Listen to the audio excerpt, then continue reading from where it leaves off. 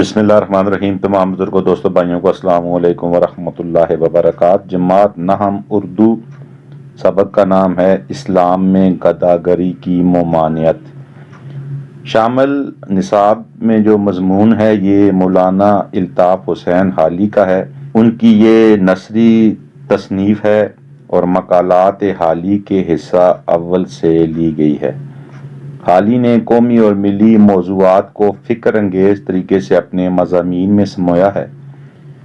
ان کی تحریروں میں اصلاحی جذبہ اور مقصدیت نظر آتی ہے۔ حالی کا مذکورہ مضمون بھی اصلاحی جذبے کے زمرے میں ہی آتا ہے۔ حالی نے بڑی دردمندی سے ہمارے معاشرے کے ایک ملعون یعنی کہ برے لعنتی فعل گداگری کے مختلف پہلوؤں کو اجاگر کیا ہے۔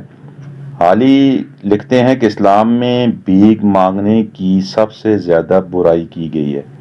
ہمارے نبی مہربان صلی اللہ علیہ وآلہ وسلم بھیک مانگنے والوں کو ناپسند فرمایا کرتے تھے اور بغیر انتہائی لاچاری اور مجبوری کے سوال کرنے کو بھی حرام سمجھتے تھے۔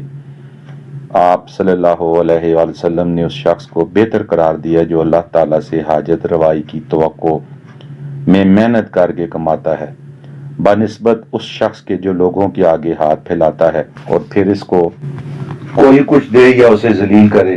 اللہ تعالیٰ کے نام پر بھیک مانگنے والوں کو نبی کریم صلی اللہ علیہ وسلم نے ملعون یعنی جن پر لعنت بھیج دی گئی ہو، یعنی جو اللہ پاک کی رحمت سے انتہائی دور ہوں، کہ بیکاری لوگوں پر اللہ کی لعنت ہے، یعنی وہ اللہ پاک کی رحمت کے طلبگار نہیں ہوں گے۔ بیکاری صرف بھیک مانگنے کو اپنے لیے دوزخ نہیں کماتا بلکہ بھیک سے جمع کی ہوئی رقم چھپا کر خود کو نادار ظاہر کر کے جھوٹ بھی بولتا ہے اور مکاری سے کام لے کر اللہ تعالیٰ کی نعمتوں کو بھی جھٹلاتا ہے۔ اس طرح وہ کئی گناہوں کا مرتکب ہو جاتا ہے۔ حالی لکھتے ہیں کہ نبی کریم صلی اللہ علیہ وسلم نے ایسے جامع یعنی کہ مکمل الفاظ میں بھیک مانگنے کی مذمت یعنی برائی فرمائی ہے کہ میری سمجھ میں اس سے زیادہ موضوع الفاظ آ ہی نہیں سکتے۔ آپ صلی اللہ علیہ وآلہ وسلم صرف مستحق یعنی حقدار اور ضرورت مند لوگوں کی مدد اور حاجت روائی پر خوش ہوتے تھے۔ غیر مستحق سوال کرنے کی حاجت روائی کو آپ صلی اللہ علیہ وآلہ وسلم ناپسند فرماتے تھے۔ غیر مستحق سائل کی مدد کرنے پر حضرت سعید رضی اللہ تعالیٰ نے آپ صلی اللہ علیہ وسلم سے پوچھا کہ آپ صلی اللہ علیہ وسلم خود ایسا کیوں کرتے ہیں، جس پر آپ صلی اللہ علیہ وسلم نے فرمایا کہ اللہ تعالیٰ میرے در سے کسی سوالی کو خالی ہاتھ بھیج دینا پسند نہیں فرماتا، اس لیے اللہ کی خوشنودی کے لیے میں ایسا کرتا ہوں یا میں نے ایسے کیا۔ حالی نے اس سلسلے میں مشکوٰۃ شریف کی حدیث درج کی ہے جس کا واقعہ کچھ یوں لکھا کہ جب ایک حاجت مند انصاری مانگنے کے لیے نبی کریم صلی اللہ علیہ وسلم کے پاس آیا تو آپ صلی اللہ علیہ وسلم نے پوچھا کہ تیرے گھر میں کچھ نہیں؟ اس پر اس نے کہا کہ اس کے گھر میں ایک چھوٹا کمبل اور ایک پیالہ ہے۔ آپ صلی اللہ علیہ وسلم نے یہ دونوں چیزیں منگوائیں اور وہاں موجود لوگوں کو اسے خریدنے کے لیے کہا۔ ایک صحابی نے وہ چیز 2 درہم میں خریدی۔ یہ پیسے آپ صلی اللہ علیہ وسلم نے اس انصاری کو دی اور فرمایا کہ 1 درہم کا کھانا گھر لے کر جاؤ اور دوسرے سے کلہاڑی خرید کر جنگل میں لکڑی کاٹ کر فروخت کیا کرو۔ اس شخص نے ایسا ہی کیا اور 15 دن میں 10 درہم جمع کر کے آپ صلی اللہ علیہ وسلم کے پاس آیا۔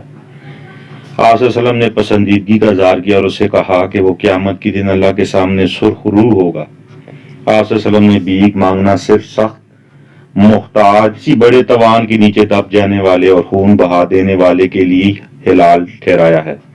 مختلف حدیث کا حوالہ دینے کے بعد حالی نے بھیک مانگنے کی روک تھام کے لیے کئی تجاویز بھی پیش کی کہ کس طرح ہم اپنے ملک اور قوم کو گداگری کے اس متعدی مرض سے بچا سکتے ہیں۔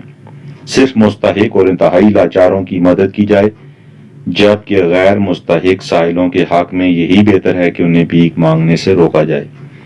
نہ صرف عوام حکومت کی طرف سے بھی روکنے کے لیے اقدامات ہونے چاہیے۔ ہمارے علماء اکرام اور واعظین کا فرض بنتا ہے کہ وہ حدیث کے حوالے دے کر گداگری سے اجتناب کا درس دیں، لوگوں کو محنت اور مزدوری کے لیے آمادہ کریں۔ ایک صحت مند شخص کو بھیک دینا مستحق بیواؤں، یتیموں اور ہمسایوں کی حق تلفی ہے۔ اس سبق کا لب لباب کچھ یوں ہے کہ اس سبق میں یا اس مضمون میں الطاف حسین حالی نے ہمارے معاشرے کے ایک سنگین برائی کی نشاندہی کی ہے جو نہ صرف اس دنیا میں ذلت اور رسوائی کا باعث بنتی ہے بلکہ آخرت میں بھی جہنم رسید کرے گی۔ اسلام نے گداگری یعنی بھیک مانگنے کو حرام قرار دیا ہے اور ہر حرام چیز سے بچنے کی تلقین بھی فرمائی ہے۔ اس لیے ہمیں حلال کمائی کے حصول کوئی نہ کوئی حلال کسب محاج یعنی پیشہ ضرور اختیار کرنا چاہیے، بجائے اس کے کہ ہم لوگوں کے آگے ہاتھ پھیلائیں اور ہاتھ پھیلا کر جو مال کمائیں وہ حرام کی کمائی قرار دیا جائے اور ہماری دنیا اور آخرت تباہ ہو۔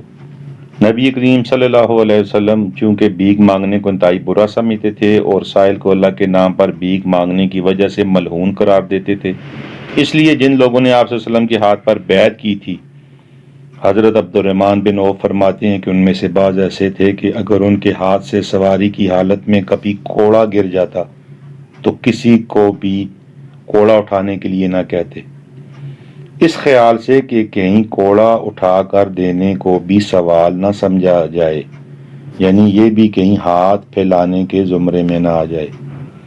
تو اس سارے سبق کا لب لباب یہی ہے کہ ہمیں حق حلال کمانا چاہیے، خود محنت کرنی چاہیے، جدوجہد کرنی چاہیے، اللہ تبارک و تعالیٰ پہ اعتماد اور یقین رکھنا چاہیے، اور لوگوں کے آگے چھوٹی چھوٹی باتوں کے لیے ہاتھ نہیں پھیلانا چاہیے۔